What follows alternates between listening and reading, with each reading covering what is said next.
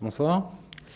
Euh, alors moi, je vais vous parler de complètement autre chose. Donc je m'appelle Laurent. Je travaille aussi sur Node depuis plusieurs années. Et comme j'ai mis plusieurs projets en production, au fur et à mesure des projets, j'ai, disons, rassemblé une série de recettes que j'applique maintenant dans mes projets et dont je vais vous parler ce soir. Donc l'idée c'est quoi? On développe une application. On va commencer en général par un prototype hyper simple et à la fin on s'attend à avoir une application qui va avoir, disons, qu'on pourra mettre en production, qui va pas planter, qui va escaler. Et, la question c'est un petit peu qu'est-ce qui se passe entre ces deux moments et comment on fait pour apporter des fonctionnements qu'on attend de production sans enlever le côté pratique du prototype. Alors pour vous parler 2 secondes de moi, donc je suis CTO d'une boîte qui s'appelle Front. Front, ça ressemble à ça. Alors c'est plus joli en vrai. C'est vraiment petit en fait. Donc Front, c'est quoi? C'est un client mail collaboratif. Donc en gros, si vous travaillez en équipe, que vous recevez des mails et que vous passez du temps à vous forwarder, à mettre des gens en CC, sachez qu'à un moment donné, on a eu le même problème et que c'est pour ça qu'on a décidé de faire Front. Donc pourquoi je vous parle de ça? Parce que je vais un peu prendre l'exemple de Front pour ma démo d'aujourd'hui. On va suivre une petite application qui s'appelle Twont. Alors Twont, c'est Front, mais pour les tweets. Donc c'est-à-dire que on reçoit des tweets et puis on peut commenter dessus. Est-ce que c'est très utile? Non. Mais c'est quand même de ça qu'on va parler. Alors du coup, je vais vous montrer surtout du code. Toc. Voilà. Et après ça, toc, super. Le back-end est en Node, évidemment. Le front-end est en Angular, mais on ne va pas en parler, donc on le fera marcher, mais on n'en parlera pas. Du coup, comme on va s'intéresser que au back-end, ce qui va nous intéresser, c'est juste d'implémenter quelques petites routes. Donc c'est vraiment, vraiment minimal. Donc on a une route qui nous permet de lister les tweets qu'on a aspirés. Donc on va les aspirer avec la lib Twitter en streaming. On a une route qui nous permet de récupérer des infos sur un tweet. Et puis on peut récupérer les comments qu'on a postés sur un tweet et on peut ajouter de nouveaux comments. Si j'arrive à récupérer mon IP, je ferai ça tout à l'heure. Non. Je vais revenir là. Donc du coup, alors pour limiter les risques de fail, parce que je suis un petit peu coutumier du fail, ce que j'ai fait, c'est que j'ai fait un repo avec des branches, et comme dans le tutoriel Angular, pour ceux qui connaissent, on va passer de branche en branche pour avancer un peu dans le temps à chaque fois. Donc, non. Donc là, on est vraiment au tout début du projet, et en fait, ça tient à peu près tout sur un seul fichier qui fait à peu près une centaine de lignes, et donc là, c'est pas très sorcier. Donc il y a une app Express, il y a un serveur Socket.io, on configure notre app Express, et en fait, il y a tellement rien qu'il n'y a même pas de base de données, c'est-à-dire que on a 2 structures de données, enfin, on a 2 petits dictionnaires qui nous disent juste, là on a 2 tweets en dur, et on a 2 commentaires qui sont accrochés au premier tweet. Et donc en fait, tout bêtement, quand on va récupérer notre route, on va simplement piocher directement dans les données qui sont là. Et ce qui fait qu'avec très très peu de code, donc on a une route, puis 2, puis 3, puis 4, en fait, juste en manipulant notre tableau qui est en JavaScript, on peut récupérer les données dont on a besoin. La seule petite subtilité, c'est que en fait, les routes vont quand même être fonctionnelles, c'est-à-dire que Quand on va redémarrer le serveur, on va tout perdre, mais quand on va par exemple poster un commentaire, on va modifier la structure de données, et du coup, si on rafraîchit la page, ce sera quand même présent. Alors je vous montre au passage un petit trick, parce que ça me permettra de les introduire au fur et à mesure. C'est pas grand chose, c'est simplement dans la structure Express. Bon, là j'ai fait exprès de tout mettre dans le même fichier. En fait, ce que je fais, c'est que quand je charge, par exemple, quand on va rentrer dans la ressource d'un tweet, je mets cette fonction-là. Donc a.all, ça me permet de dire je vais binder absolument toutes les routes qui vont passer par là, donc get, post, etc. Et je vais demander à Express de me passer un ex qui va me permettre de dire je fais quelque chose, puis je dis à Express de continuer avec la prochaine route qui va matcher. Et du coup, ce que je vais faire, c'est que je vais regarder à ce moment-là quel est l'ID qu'on a récupéré là, je vais voir s'il existe. S'il n'existe pas, je vais tout de suite renvoyer un 404. Sinon, je vais accrocher à la requête mon objet et je vais passer à la suite. Ce que ça me permet de faire, c'est que derrière, dans toutes les routes qui suivent, qui sont en dessous, je peux directement accéder à mon objet sur la requête et j'ai pas besoin de vérifier s'il est là, puisque s'il n'était pas là, la route d'avant aurait arrêté de répondre. Et ça va me permettre, en fait, si jamais j'ai une API un peu compliquée, de charger mes objets petit à petit, de les accrocher à la requête petit à petit, et surtout de vérifier en termes d'authentification si l'utilisateur il a bien le droit de faire ce qu'il fait. Et, ça va me permettre de rassembler un petit peu tout ça au même endroit. Donc du coup, on peut regarder si ça marche. Donc je lance mon serveur, je refresh. Et là, j'ai bien mes deux tweets. Et du coup, normalement, je peux taper encore un comment. Toc. Donc là, ça se rafraîchit. Si je fais ça, c'est bon. Alors, si vous voulez jouer... alors, par contre... j'ai découvert qu'il n'y avait plus ifconfig. En tout cas, sur mon Mac, je suis très mécontent. S'il y a quelqu'un qui travaille chez Apple dans la salle, sachez que je lui en veux. Et du coup, comment on fait pour récupérer son adresse IP sous Mac ? Je ne sais pas. Alors attendez, c'est dans partage. C'était sur Network ? Vous êtes gentil. Ah, ok. Voilà, donc normalement, si vous allez là-dessus, ouais, c'est ça. Ça marche. Voilà. Super. Ok. Si vous avez réussi à recopier, vous êtes très rapide. Donc, on passe au step 2. Bien essayé. Et step 2, en fait, c'est pas beaucoup plus compliqué. C'est-à-dire que j'ai juste branché pour de vrai le connecteur Twitter.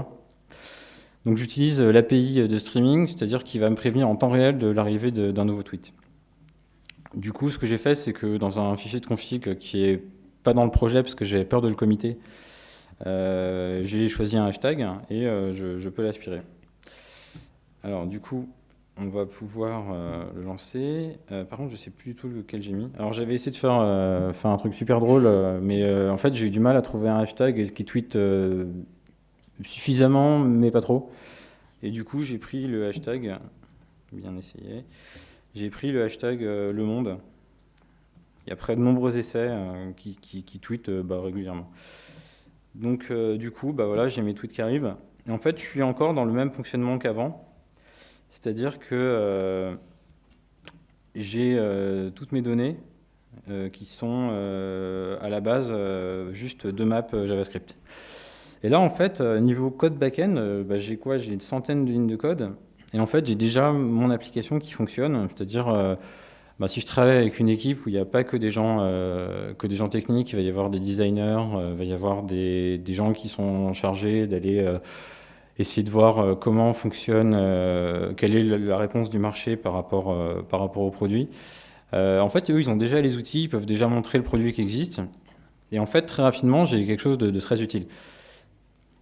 La question, c'est comment on fait... Je vais couper ça parce que je vous sens distrait. La question, c'est comment on fait à partir de là. Parce qu'en fait, je suis à un état où mon projet, il est super facile à déployer. S'il y a quelqu'un qui arrive dans l'équipe, en 2 secondes, je peux lui installer ça chez lui. Il est assez facile à tester puisque comme j'ai des structures de données qui sont directement dans le code, bah, je peux facilement prévoir des données de test et les utiliser. Et puis, je peux facilement itérer sur ce code. En général, quand je parle dans des meet-up des gens de comment ils font après ça, il va y avoir à peu près 2 réactions. La première, c'est des gens qui vont regarder leurs chaussures et qui vont dire bah, je vais brancher une base MySQL et puis les tests, je verrai plus tard. Et il y a des gens qui vont avoir une approche assez structurée et qui vont se dire je vais faire mes tests dès le début. Et alors moi, après, alors ça dépend évidemment de votre projet. L'approche que j'ai, c'est de brancher ma base de données directement et de faire mes tests plus tard. Alors, pourquoi ? C'est les alcooliques anonymes en fait. Pourquoi ? Parce qu'en fait, les projets que je développe, c'est des projets où en fait au début on ne sait pas exactement où on va.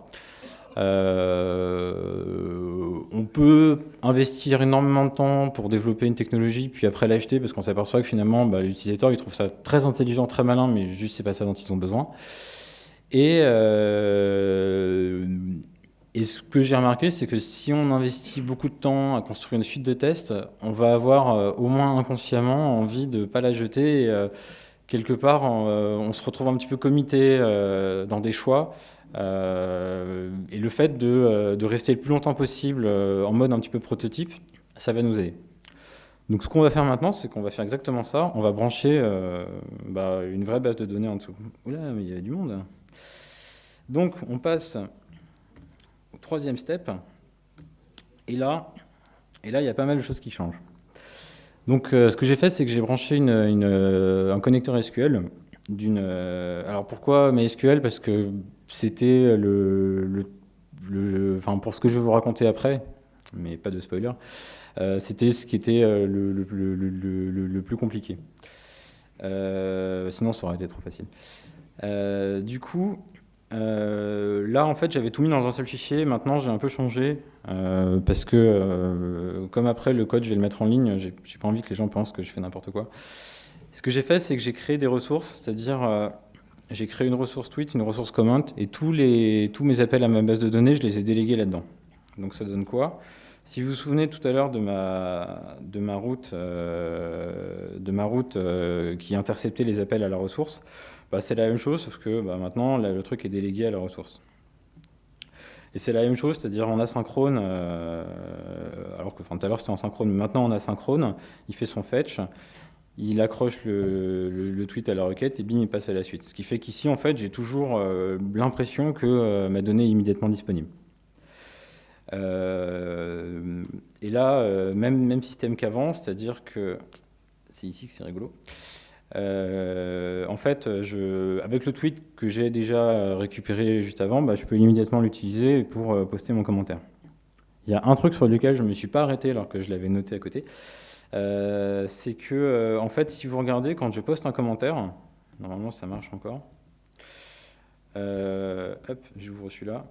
Alors normalement c'est à côté, mais là du coup c'est complètement en dessous, ce qui n'est pas très pratique. Hein, je vais le mettre là. Quand je poste un commentaire, coucou, toc, j'ai normalement un petit 1 qui doit s'afficher. Ah non, d'accord, c'est parce que je l'ai coupé en fait. Alors on recommence.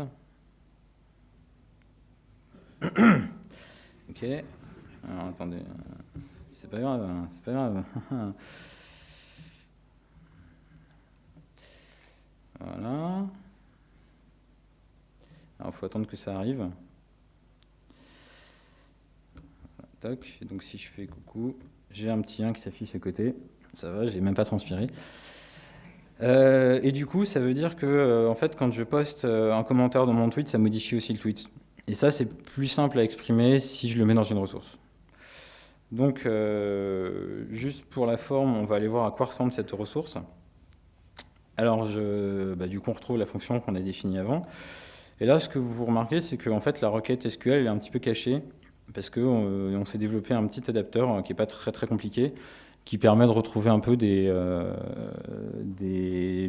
patterns de JavaScript. Donc par exemple, là, si je fais tweet, donc c'est une table .find ID, bah, ça va me cher,cher le tweet qui correspond en me sortant tous les champs. Si je faisais tweet.findWhere et je mets une map, genre user ID, machin, ça me permet de faire un select sur un autre champ. Si je mets select, ça me permet d'en choisir plusieurs. Ça permet en fait de composer des requêtes JavaScript extrêmement basiques, sans avoir, en fait, ça permet de rassembler à un seul endroit la création vraiment de la requête JavaScript, qui m'évite d'avoir à vérifier partout si j'ai pas des injections SQL qui traînent. Ça aura aussi un autre intérêt, mais ça on le verra plus tard. Et donc, ce que j'ai fait aussi, c'est que j'ai isolé d'un côté une méthode qui va me permettre de faire calculer une vue de mon objet, enfin de ma ressource, et un autre qui me permet de calculer le modèle qui est envoyé en base de données, ce qui me permet d'avoir pas forcément exactement la même chose. Donc ça, je sais qu'un problème que j'avais eu, mais c'était vraiment il y a longtemps, c'était en période pré-NPM, c'est pour aussi tout dire, c'était que j'avais pas utilisé un système de ressources comme ça, j'avais un utilisateur et je devais faire attention à chaque fois à pas serialiser son mot de passe quand je le renvoyais en JSON, ce qui était un peu dommage. Donc cette approche-là, ça permet de le faire plus simplement. Voilà, et du coup, c'est à peu près tout ce qui a changé pour l'instant. Une autre chose, c'est un petit truc qu'on a fait. Ça, par contre, c'est disponible sur NPM. C'est une librairie pour valider un document JSON. Donc, c'est-à-dire, vous passez ça dans votre ressource Express. Et ça permet de s'assurer que ce qui est posté, il a bien un UID, qu'il y a une string qui correspond à ça, il a bien un body qui a une string, il a bien un objet author qui est ça. Et si je rajoutais par exemple, je sais pas, genre tags, un tableau, ça me permet à chaque fois de dire je voudrais qu'il ait un tableau avec des objets qui sont comme ça. Donc, et ce qui se passe, c'est que c'est comme le système d'avant, c'est-à-dire que si jamais ce qui est posté ne correspond pas à ce dont on a besoin, en fait, Paperwork va directement répondre à l'utilisateur, enfin au client qui appelle en disant je t'envoie un code 400 parce que je refuse ta requête parce qu'elle ne correspond pas à la signature que moi j'attends. Et il explique, voilà, il y a tel champ qui n'est pas bon. Du coup, c'est pratique parce que derrière, en fait, on peut se servir du body sans vérifier ce qu'il y a dedans puisque ça a déjà été vérifié avant. Donc voilà. Alors ce qui va nous embêter sur ce code, c'est deux choses. La première, c'est que quand il y a des ressources qui sont modifiées, on va notifier ça sur socket.io. Donc c'est un système de push pour les rares qui ne connaîtraient pas. Et du coup, en fait, on modifie une ressource, mais la notification, on la fait à côté. Et ça, c'est pas terrible parce qu'on se dit qu'il y a quelque chose d'autre qui pourrait vouloir poster un commentaire. Et dans ce cas-là, on ne ferait pas automatiquement l'appel à Socket.io. Et du coup, le fait que le commentaire est apparu, on ne dirait pas au client. Donc, on pourrait avoir des cas, si jamais le projet grandit, où ça deviendrait compliqué. La deuxième chose, c'est qu'en fait, on fait tourner dans le même process node notre connecteur Twitter. Et là, par exemple, si vous regardez, le connecteur, en fait, il peut me générer une erreur, mais je ne l'ai pas catché. Donc, en fait, ce connecteur, dès qu'il y aura eu un problème avec la connexion, ça va me planter tout mon serveur. Alors, ça peut aussi avoir des problèmes de charge, parce que Twitter, en fait, peut décider de m'envoyer 2 millions de mails. 2 millions de SMS, je travaille trop. C'est même pas de tweets. Voilà. Il est tard. Et du coup, je vais avoir mon serveur qui va tomber, parce que Twitter va me dire « Hey, regarde, j'ai plein de données pour toi ». Et donc, ce qu'on va vouloir faire, c'est rassembler... être capable de séparer notre appli en deux process nodes. Alors cette appli-là, on est d'accord, elle n'est pas super intéressante. Ce qui est intéressant, c'est que là, en fait, on se met vraiment dans la position d'un projet qui a été un peu pressé par le temps et qui va se retrouver dès qu'on sera passé au step suivant. Attendez, je vais faire ça là. Je crois qu'on est au 4. Voilà, c'est ça. Qui va se retrouver en fait à avoir une architecture de production qui n'est pas du tout testée. Donc là, en fait, on a encore un peu progressé. Ce que j'ai fait, c'est que j'ai encore séparé plus de choses. J'ai rajouté une file d'attente. qui est basé sur Q, très bonne file d'attente, et qui va marcher avec Redis. Et en fait, j'ai aussi repris mon code pour pouvoir démarrer 2 composants. C'est-à-dire d'un côté, on va avoir le connecteur Twitter qui va apparaître. À chaque fois qu'il va y avoir un tweet, il va l'écrire en base, puis il enverra à l'instance qui s'occupe de l'API un message à travers Redis pour lui dire « Hey, il y a un message qui est arrivé ». Et elle va s'occuper de prévenir tous les clients pour leur dire il y a un nouveau message qui est arrivé. Donc, comment ça marche? Par exemple, si je regarde ici, ben, c'est toujours la même chose, c'est-à-dire que j'ai mon connecteur Twitter qui est là. Il va ici m'émettre des données à chaque fois qu'il y a un tweet qui arrive. Je le transforme en ressource. La ressource, je la sauve. Et je sais que quand elle va se sauver, elle va toute seule aller prévenir, aller créer une tâche pour dire il y a un tweet qui a été sauvé et quelqu'un doit s'en occuper. Donc c'est tout bête. Simplement dans mon save, bah, j'appelle ma message queue et je lui dis je pousse ce job-là. Et de l'autre côté, en fait, dans l'API, j'ai démarré un ensemble de processeurs qui sont ici et qui, eux, vont être appelés à chaque fois qu'il y aura soit un tweet qui est mis à jour, donc créé ou mis à jour, soit un commentaire qui est posté.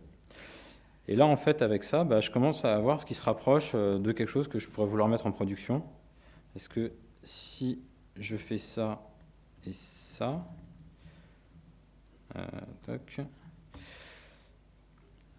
bah, j'ai mes 2 process nodes qui vont communiquer par l'intermédiaire d'un serveur Redis qui est ici. Et du coup, normalement, ça marche encore. Donc, je sais pas, ça doit... Il faut juste attendre que ça poste des choses. Mais bon, dans tous les cas... Ah là là, cruel que tu es, technologie. Ça marchait tout à l'heure. Il n'y a peut-être pas de tweet qui arrive. Bon, c'est pas grave.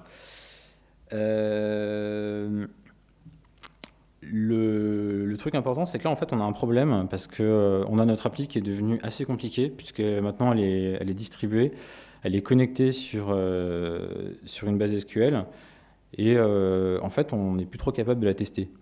Parce que si on appelle, par exemple, une de nos ressources, elle va directement aller chercher des données dans SQL. Et du coup, il faudrait lui préparer un serveur SQL de test, ce serait assez compliqué. Et d'autre part, les scénarios qu'on va vouloir tester, ça va être que si un tweet est créé, il y a bien des données qui sont envoyées à Socketio. Enfin, c'est des choses qui maintenant sont sur plusieurs machines. Et là, pour le test, je l'ai gardé simple, j'ai fait ça sur 2 machines. Mais en fait, raisonnablement, c'est sur 4 voire 5 machines qu'un scénario de test se produit. Et du coup, j'arrive en fait à ce que je voulais vous raconter dans ce talk.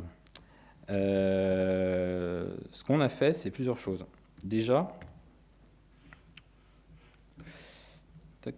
va-t'en. Sublime n'est pas content parce qu'il y a des fichiers qui n'existent plus. Alors déjà, si je regarde le connecteur SQL que je vous ai montré tout à l'heure, en fait, j'en ai 2. J'en ai un qui est branché sur mes SQL, qui est ici. Donc, où là, vous voyez que bon, voilà, on fait un insert into, machin, etc. Et il y en a un autre qui implémente exactement la même interface, mais qui va uniquement se baser en mémoire. Donc déjà, ce qu'on est capable de faire, c'est qu'on est capable de relancer le même serveur qui, de son point de vue, fonctionnera exactement pareil, sauf que au lieu d'être branché sur MySQL, il sera à nouveau en RAM. Et ça va nous aider pour les tests. La deuxième chose, c'est évidemment, on a la même chose pour la message queue, c'est-à-dire on en a une qui est basée sur queue qui va appeler Redis, et on en a une autre qui est juste basée sur un event emitter, et où quelque part le seul code qu'on a, c'est ça. Alors là, je vous l'ai vraiment fait simplifier, c'est un tout petit peu plus compliqué que ça normalement. Et donc, le dernier truc dont on a besoin, c'est d'empêcher notre ressource d'aller immédiatement récupérer son driver SQL. Et pour ça, on utilise une propriété rigolote de Node, c'est que, en fait, require, c'est pas un mot-clé de JavaScript, c'est vraiment une fonction c'est une fonction qui est passée au module au moment où il est chargé. Il y a différentes techniques qui permettent de modifier le comportement de cette fonction. Donc nous, en fait, comme à l'époque, c'était pas très très clair. On a fait notre propre système que je peux vous montrer, qui est hyper simple. Donc ça, c'est notre framework d'injection de dépendance en entier. Et la seule chose qu'il va faire, c'est que, en fait, quand vous avez un module, si vous appelez require.cache, vous avez le cache global des modules avec tous les modules qui ont été chargés jusqu'ici. Et si jamais vous faites un require et que Node voit qu'il y a déjà le module de chargé, vous le renvoie directement. Donc ce que ça fait, en fait, c'est que ça va simplement modifier ce cache, ce qui nous permet de faire en sorte que si un module require, je ne sais pas, le driver SQL, et qu'on a injecté à sa place autre chose, lui, en fait, il va récupérer notre module. Ce qui est pas mal, c'est que ça permet de faire ça à l'échelle de tout un projet, et de dire je voudrais remplacer toutes mes API externes, donc mon connecteur Twitter, mon connecteur SQL, ma message queue, et de remplacer ça par des modules que j'aurais programmés moi-même. Et en fait, ces modules-là, ils sont là, donc vous les voyez. J'ai Twitter qui est là, donc c'est juste une implémentation mock-up du driver Twitter. Et j'ai la même chose pour Socket.io. Ce que ça va me permettre de faire, c'est d'écrire un test qui est là, où je vais faire exactement ce que je voulais faire tout à l'heure, c'est-à-dire j'utilise donc Transquire pour dire si quelqu'un te demande Twitter, tu lui renverras plutôt celui-là. La même chose pour remplacer le fichier de config qui contient en fait Si je vous montre, en fait il y a le nom des drivers qui sont chargés, donc je lui dis pour SQL tu vas utiliser celui-là, et pour la message queue tu utilises celui qui est basé sur un event emitter. Tac. Et du coup, je démarre mon serveur normalement. Alors, j'ai un tout petit peu de code qui me permet de... en fait, il va tester, il va partir assez loin, il va tester jusqu'à ce qu'il trouve un port libre pour pouvoir démarrer son serveur. Et après, tout bêtement, en fait, il va faire des appels dessus. Donc, le premier test qu'on a, alors ça a l'air de rien, mais en fait, comme je vous disais tout à l'heure, rien que chez nous, ça fait intervenir ça fait intervenir 3 API de serveurs. C'est tout bêtement, je simule trois utilisateurs qui se connectent sur Socket.io. J'ai lancé mon aspirateur Twitter avec un faux client. Dans mon instance de test, j'ai un truc qui lui permet de dire dis-moi toutes les instances qu'on a créées. Je vérifie qu'il n'y en a qu'une seule qui a été créée. Je la récupère. Et ensuite, je lui dis, simule l'arrivée d'un mail, et je vérifie si à la fin, mes utilisateurs Socket.io, ils reçoivent bien une notification. Ce qui est déjà un scénario pas trivial. Ensuite, j'ai fait quelques petits scénarios pour vérifier que l'API, elle marche bien. Et le dernier, c'est tout bêtement, je poste un commentaire, et je vérifie qu'ensuite le commentaire est bien là. C'est-à-dire qu'en fait, je peux, grâce à ça, assez simplement, parce que là, vous avez vu vraiment tout le code, faire des tests end-to-end sur l'ensemble de mon projet. Alors du coup, j'ai aussi utilisé autre chose. C'est un truc qui s'appelle JS Coverage, qui me permet de voir quel pourcentage de code je traverse. Alors malheureusement, vous allez pouvoir me jeter des tomates, parce que c'est un makefile. Et du coup, tac. Et du coup, en fait, sur le code que j'ai écrit, j'arrive à en tester pas mal, quoi. Et les endroits où je passe pas, en fait, j'ai pas testé tous les cas d'erreur. Mais finalement, je passe, avec les 5 tests que je vous ai montrés là, je passe à travers tout le code. Et ça, ce qui est intéressant, c'est qu'en fait, dans mon approche, je me suis préoccupé des tests que très très tard dans le projet. Donc pour vous donner un ordre de grandeur, aujourd'hui, sur notre projet, on est en bêta privée, on a à peu près 200 utilisateurs. Pendant les 3 premiers mois, le projet n'a pas eu de base de données, parce qu'on était en train de tester plein de choses en termes d'usability, de design, mais on avait quand même quelque chose qui tournait. C'est qu'au bout de 4 mois et demi qu'on a commencé à écrire nos premiers tests, parce qu'on s'est dit, ça y est, on est sûr de ce qu'on veut. Et pourtant, aujourd'hui, on a 170 tests et on a pu quand même avoir un vrai projet stable grâce à ça. Le dernier truc dont je vais vous parler, c'est qu'en fait, ce driver en mémoire, Alors d'avant, une petite parenthèse, donc tout le code est déjà disponible sur GitHub. Il y a le petit module dont je vous ai parlé tout à l'heure qui est disponible sur NPM. Le reste, en fait, vous pouvez l'utiliser. Je ne l'ai pas mis sur NPM parce que je considère que c'est un petit peu lié à notre projet. Du coup, j'avais un petit peu je m'étais dit, bon, on verra. Enfin, j'étais pas sûr que ce soit suffisamment générique. Alors après, comme apparemment, il y a 50 000 modules sur NPM maintenant, je suis pas sûr que tout le monde ait eu les mêmes réserves que moi. Alors, le dernier truc dont je voulais vous parler, c'est qu'en fait, nous, le fait d'avoir notre driver SQL en RAM, c'est un truc dont on se sert en fait tous les jours, puisque c'est comme ça qu'on développe. Parce que ça évite, déjà, ça permet, on travaille avec des designers qui s'occupent de toute l'intégration CSS. Ça permet en fait de faire tourner toute l'app chez eux, sans qu'ils aient besoin d'avoir un serveur SQL, un serveur Redis, un serveur Elasticsearch, etc. Et le dernier truc qu'on a fait qui est pas mal, c'est que si je le lance,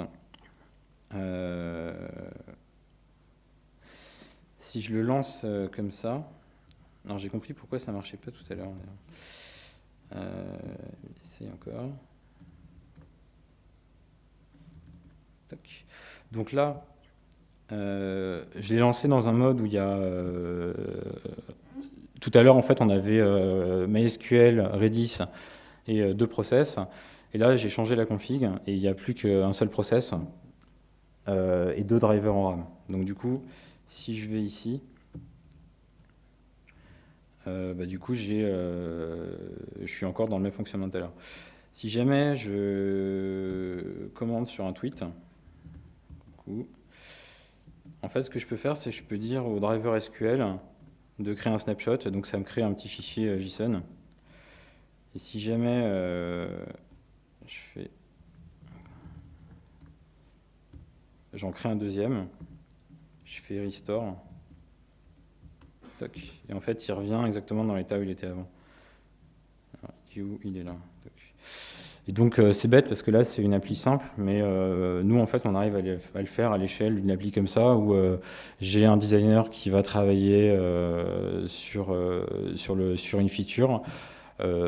Pour tester sa feature, il va devoir se mettre dans un état très particulier. Il est capable de faire un point d'arrêt juste avant. Et à chaque fois qu'il veut retester son truc, il revient avant. Il y a toutes les interactions qu'il a faites qui disparaissent. Si jamais il a un problème, il est capable de m'envoyer sa base de données juste en appuyant quelque part. Et du coup, c'est pratique. Voilà. Écoutez, c'était tout ce dont je voulais vous parler ce soir. Est-ce que vous avez des questions ? Est-ce que vous avez faim ? Oui ?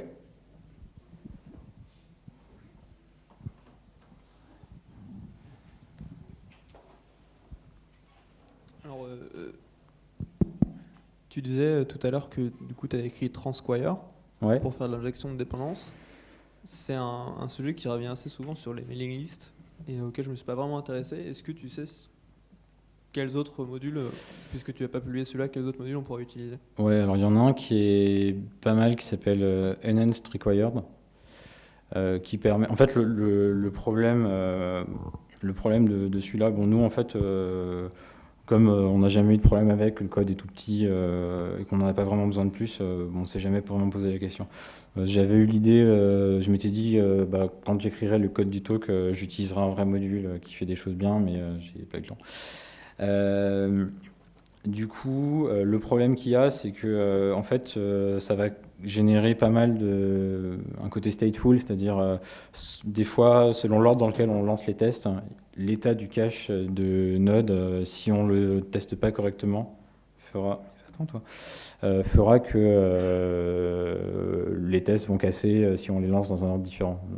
Et notamment, si on les lance sous Windows, des fois, ils les lancent dans un ordre différent, on a des tests qui cassent à cause de ça. Enhanced Require, ce que ça permet de faire, c'est que ça permet de... En fait, ça va vraiment complètement remplacer Require, et ça permet de charger un module en spécifiant quelles seront ses dépendances. Alors nous, dans notre cas, ça ne nous convient pas, parce que des fois, le module qu'on veut vraiment tester, il est à 5 ou 6 Require de nous, et si on devait le faire comme ça, ce serait trop compliqué. J'ai pas d'autres noms de modules qui me viennent comme ça. Je sais que peut-être quelqu'un dans cette salle travaillerait sur un module. Non. Non. Mais sinon, j'ai vu qu'il y avait aussi carrément des frameworks d'injection de dépendance. Mais nous, ce qui nous plaisait pas trop, c'est que c'est quelque chose qu'on doit prendre en compte dès le début. Et c'est vrai que ces technos-là, quand on les connaît bien, ça paraît aussi simple de démarrer avec que de démarrer sans. Par contre, dans l'optique d'une vie d'équipe où il y a des nouveaux développeurs qui vont arriver, ça augmente la barrière d'entrée et ça augmente un peu l'énergie qu'ils vont dépenser pour entrer dans le projet.